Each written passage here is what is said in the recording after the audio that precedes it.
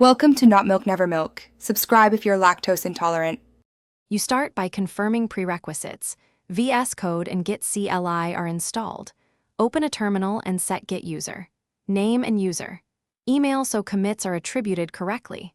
Once done, choose an authentication method, SSH key or a personal access token, and add it to GitHub.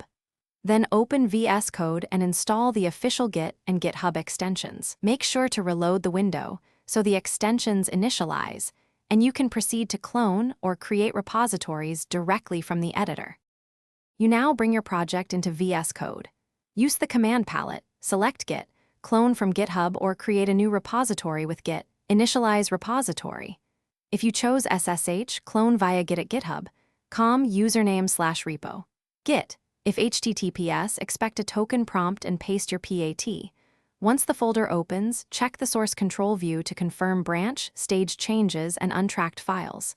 Make edits, stage-related changes, and write clear commit messages so your history stays useful and reviewable. Finish by pushing your branch to GitHub using git push origin branch name or the VS Code push button, then open a pull request on GitHub to merge. If conflicts appear, VS Code highlights sections and offers accept incoming or current, resolve, stage, and continue the rebase or merge. If a push fails, make sure your remote is correct. Run git fetch, then git pull rebase to integrate upstream changes, and verify your SSH agent or PAT permissions. That single auth mismatch is the most frequent blocker. Thanks for watching. If this was helpful, leave a like and consider subscribing. See you next time.